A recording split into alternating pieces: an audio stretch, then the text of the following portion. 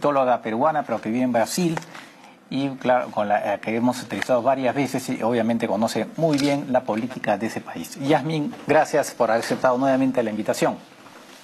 Buenas noches, Francisco. Feliz año para usted. Muchas gracias, igualmente. A ver, veamos. ¿Qué se puede...? A ver, inicia Lula su tercer mandato en una posición, un país totalmente distinto del que encontró cuando gobernó, cuando tomó su primer mandato, ¿no? Sus dos primeros mandatos. ¿Cómo ves tú las posibilidades, analizando un poco el discurso de Lula, cuáles ves tú cómo serían los principales ejes de la acción que va a tener en este nuevo gobierno?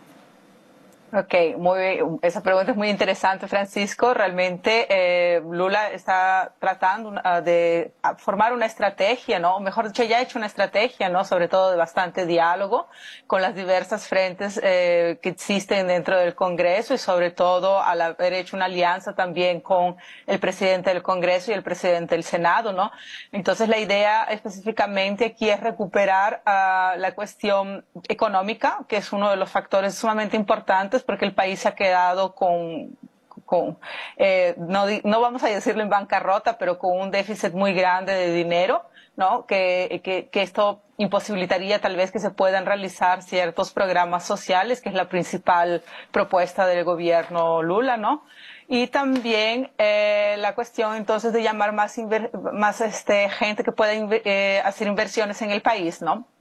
Entonces, esto traería más dentro de la perspectiva de la economía, del crecimiento económico y también de colocar al país entonces dentro de una posición política también de liderazgos ambientales y también de aproximación con el Mercosur, con los BRICS.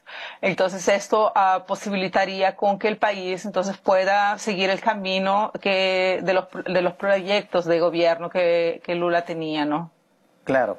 Llama la atención efectivamente la cantidad de ministerios, ¿no? 37 ministerios, acá unos cuantos serán acá, 18, 19, creo que en la época de Bolsonaro me parece que eran 22, ahora hay 37. Aparentemente es una manera de, claro, como tiene varias alianzas con varios sectores, tiene pues que repartir ministerios por aquí y por allá. Ahora, no necesariamente que se estén, porque son ministerios que a veces eran subministerios o secretarías que ahora se convierten en ministerios, ¿no? Y el caso de Simone Tebet, que era que quedó tercera, esta candidata que quedó tercera, liberal, no recuerdo qué ministerio le han dado a ella. Se supone que iba a tener un ministerio, al final no le dieron nada. No, sí, ella tiene un ministerio, es el Ministerio del Planeamiento, ¿no? Del planillamiento, como le llaman aquí. Sí, deja explicarles entonces un poco la situación. En realidad, antes del gobierno Bolsonaro ya existían otros ministerios y que con el gobierno Bolsonaro, entonces algunos ministerios fueron convertidos en secretarías, algunos se desaparecieron, algunos fueron fusionados con otros ministerios, ¿no? Esto en realidad fue una cuestión de estrategia política también y justamente por la perspectiva política que el propio expresidente Bolsonaro tenía. Ahora, dentro de la perspectiva del presidente Lula, él viene, como te estaba diciendo, ¿no? Él viene con un proyecto de recuperación de justicia social, de recuperación de equidad social, ¿no? Y también de fortalecimiento de la propia democracia, que ha sido perdida durante todo el proceso. Entonces, desde 2016 podríamos decir, hasta con el gobierno Bolsonaro, ¿no? Entonces esto ha hecho con que determinados asuntos que traen sobre todo y que implican con la cuestión de justicia, que implican con la cuestión de educación, de ascensión social, de economía también, ¿no? Entonces han sido destruidos también por el gobierno Bolsonaro. Entonces Luis Ignacio lo que viene a hacer específicamente es recuperar ciertos ministerios y crear otros ministerios que son extremadamente importantes para la lucha, ¿no? Del fortalecimiento de una democracia, como ayer él mismo lo dijo, ¿no? Es necesario que luchemos por democracia siempre, ¿no? Entonces, por el fortalecimiento de la democracia y sobre todo por el reconocimiento, entonces, de la pluralidad del pueblo brasilero, ¿no? Entonces, eso es muy importante. De acuerdo. Ahora, el tema económico, él ha conseguido finalmente del Congreso, con esta alianza que tú mencionabas, que se le permita aumentar el gasto social, ¿no? Con esos subsidios a la población. Pero claro, Por el otro lado, nombró a Fernando Haddad de ministro de Economía, y eso ha generado cierta inquietud en los mercados financieros, porque ven que que claro, efectivamente, como tú decías, es un país que tiene un déficit importante, también una inflación que está muy alta. Dicen, bueno, hay que respetar ¿cómo se llama?, la estabilidad fiscal, y piensan ellos que con Fernando Haddad, pues eventualmente eso podría estar en riesgo, ¿no? ¿Cómo ves esa parte? ¿Cómo puede resolver esa contradicción Lula entre la necesidad de calmar? Bueno, en realidad es una necesidad, es un dilema que tienen todos los presidentes, ¿no? Combinar responsabilidad fiscal y programas sociales en un contexto bastante complicado, ¿no? Sí, esto es muy importante porque en realidad pocas personas también conocen un poco el perfil de Fernando Haddad, ¿no? Fernando Haddad es economista, entonces, y tiene una postura también, ¿no? Tiene una conducta política también mucho más llevada a la economía sustentable o sostenible, discúlpenme, ¿no? A una economía también que pueda permitir entonces más acceso a las personas y estas personas puedan consumir, y con eso puede haber una dinámica y una inyección en la propia economía, ¿no? Entonces, en realidad lo que se habla y lo que Haddad viene tratando, ¿no? Inclusive en sus discursos también ha sido entonces de proyectar esta recuperación de la economía dentro de una perspectiva de esta propia economía verde que también estaba en el plan de gobierno del presidente Lula, ¿no? Y al mismo tiempo, entonces, también hacer con que se creen ciertos sectores de trabajo, ¿no? Que puedan posibilitar, entonces, la inserción de gente que está parada, ¿no? Que se ha quedado sin empleo al sector del trabajo. Es claro que, vuelvo a repetir, ¿no? El país se encuentra con un problema muy serio porque ha sido el dinero público, los cofres públicos han sido muy mal utilizados, ¿no?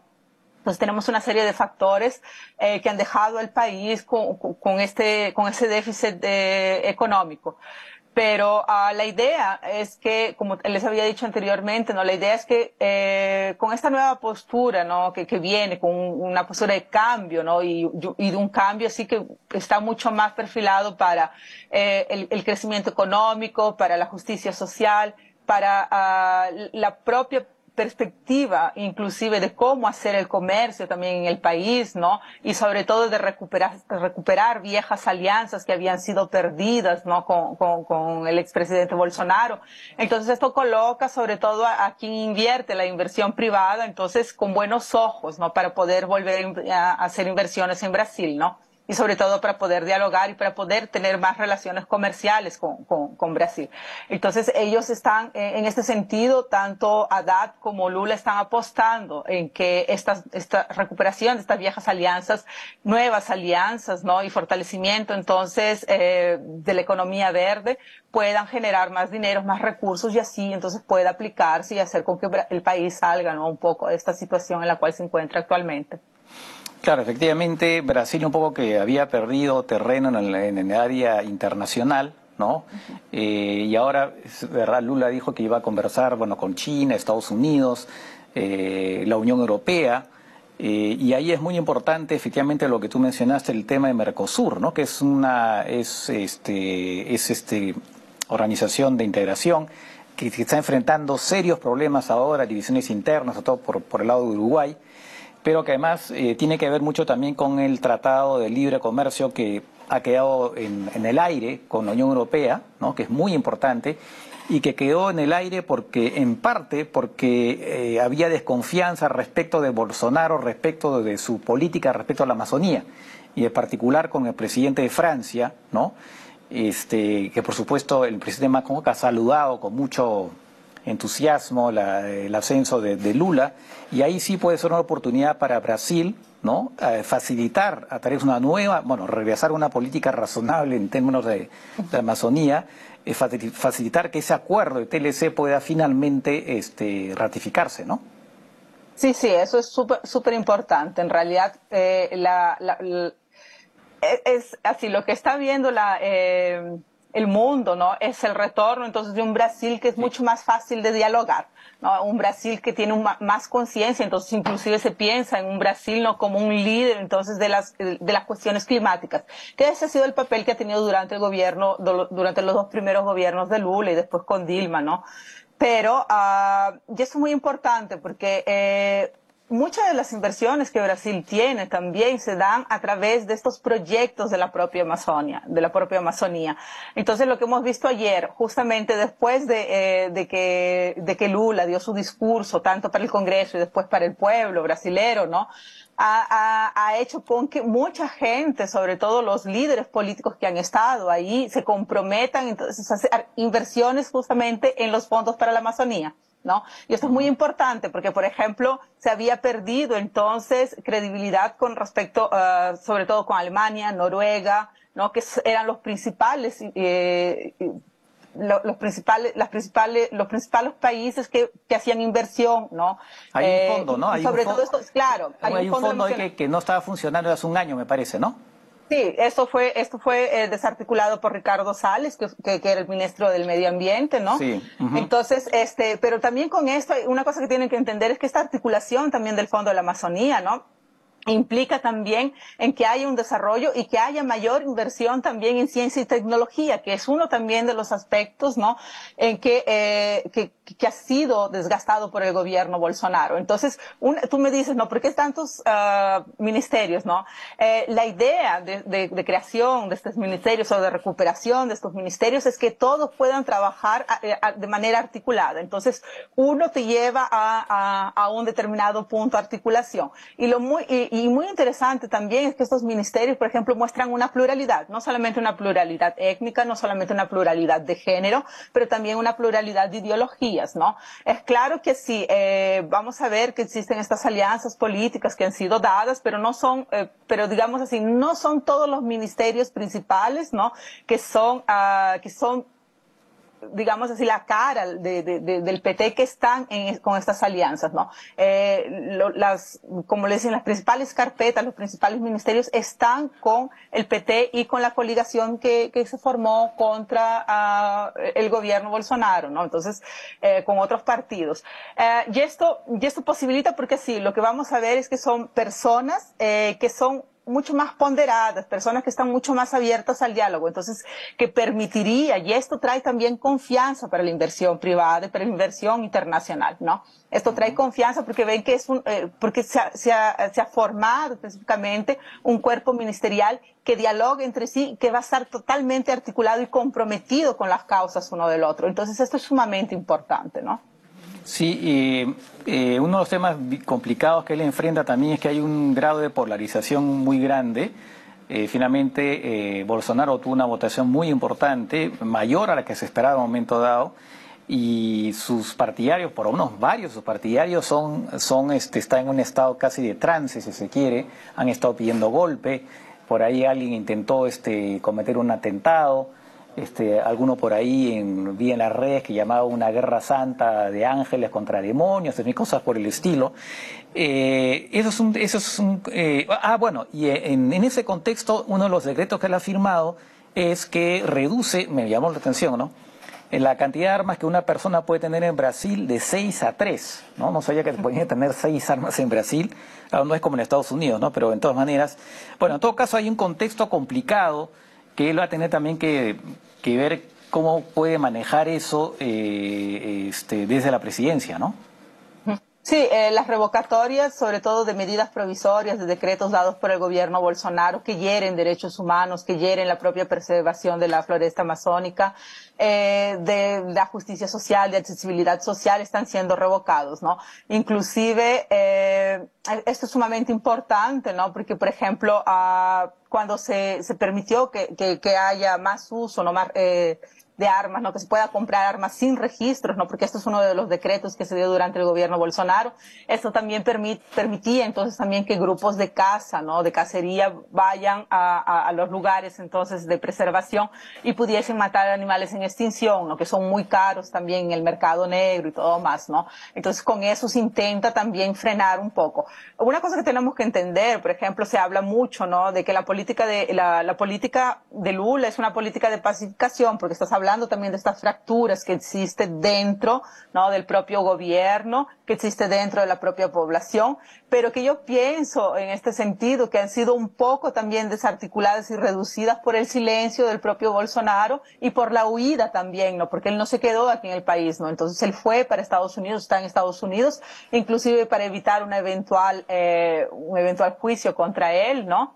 Entonces, esto permite y hace con que, de cierta forma, ha permitido con que estos grupos se vayan diluyendo, ¿no? No estén tan fuertes como estaban antes.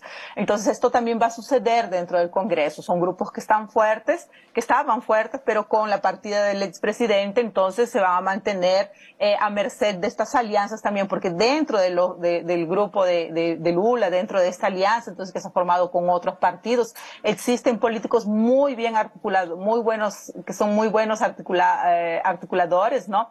Y que tienen una buena relación también con otros grupos, ¿no? Entonces esto es sumamente importante, hacer una estrategia de pacificación, pero esta estrategia que busca una pacificación también viene con una estrategia de tolerancia cero contra el desmatamiento, de tolerancia cero contra ideologías antidemocráticas, ¿no? Autoritarias, ¿no? Entonces esto es muy importante porque esto muestra también que por más que existe una política de pacificación, esta política de pacificación no es una política que simplemente va a permitir con que cualquier acto que vaya contra los derechos, que vaya contra la democracia sean permitidos. Entonces esto es sumamente importante, ¿no? Tú no puedes ser connivente con este tipo de eventos. Entonces esto va a ir frenando de cierta forma estos grupos fuera del Congreso y dentro del Congreso.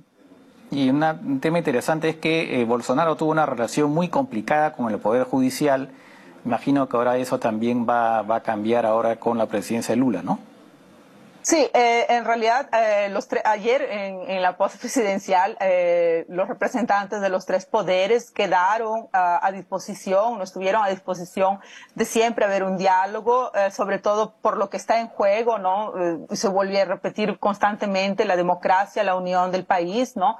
Entonces existe un bien mayor dentro del país que tiene que ir mucho más y que tiene que superar cuestiones ideológicas y posiciones políticas, ¿no? Que es la propia democracia, ¿no? Y sobre todo la unión del país, ¿no? La pacificación del país, ¿no? Entonces, estos tres poderes están comprometidos, ¿no? Existe un balance de poderes muy fuerte aquí en el país, pero están comprometidos siempre a estar en el diálogo, entonces si no uno estar interfiriendo con el otro y evitar entonces tener comportamientos antidemocráticos que puedan hacer entonces con que haya con que se ultrapase los límites de la acción de cada uno, ¿no? Entonces esto es muy importante. Esto no quiere decir que no va a haber vigilancia, ¿no? Por lo contrario, va a continuar habiendo vigilancia. Mucha gente piensa, y esto también es algo de los puntos que, por ejemplo, los bolsonaristas colocan en el país, ¿no? De que no va a haber entonces una vigilancia con respecto a corrupción, no va a haber una vigilancia con respecto a de respeto de los poderes, ¿no? Entonces esto ha quedado muy claro en el diálogo que ha habido con los representantes de los tres poderes y ha quedado muy claro también en el discurso del propio presidente Lula. Claro. Efectivamente, porque el tema de la corrupción es tal vez el punto débil de Lula, más allá del tema de las acusaciones personales contra él. Me refiero a todo lo que ocurrió en la época que era presidente, ¿no? Él va a tener que, tiene una prueba de fuego muy, pero muy importante, ¿no? No sé si el hecho que haya rebajado un poco que se haya rebajado la posibilidad de nombrar más fácilmente a gente política en organismos estatales vaya a ayudar a eso, ¿no? Eso es algo que ha conseguido finalmente el Congreso, ¿no? Que se pueda nombrar más fácilmente gente con participación política en entidades estatales. Sí, en realidad es un juego también que se hace para poder evitar con que se pierda un poco el poder también de estos grupos políticos, ¿no? Tenemos que entender que aquí en Brasil, como en cualquier otro país, ¿no? Del mundo, existen juegos políticos y es necesario también con que estas personas se aseguren, ¿no? Que puedan mantener este poder, ¿no?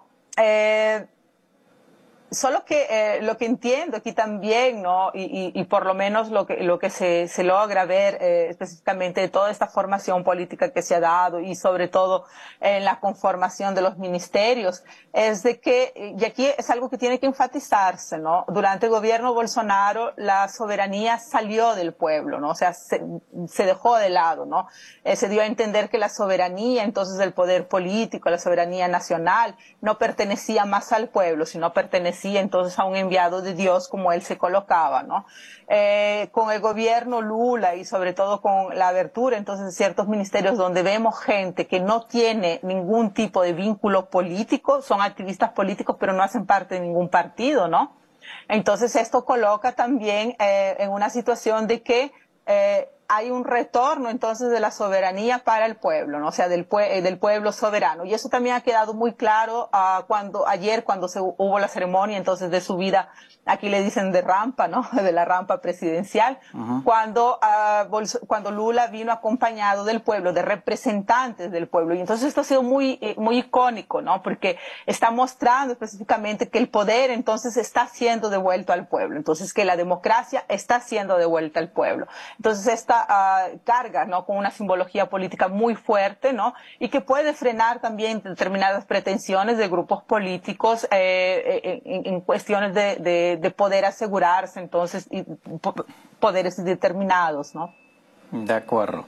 Muy bien, pues vamos a ver cómo le va a Lula. Esperemos que le vaya bien, porque además si le va bien a Brasil, creo que le va bien a toda América Latina y también al Perú, por cierto. Así que esperaremos sus primeros 100 días. No creo que haya luna de miel, pero vamos a ver los primeros 100 días del gobierno de Lula y haremos un balance en su momento. Gracias, Yavin, por haber todas estas explicaciones y será seguramente esta otra oportunidad. Muchísimas gracias, Francisco. Buenas noches y les deseo a todos ustedes un buen año. Gracias, igualmente.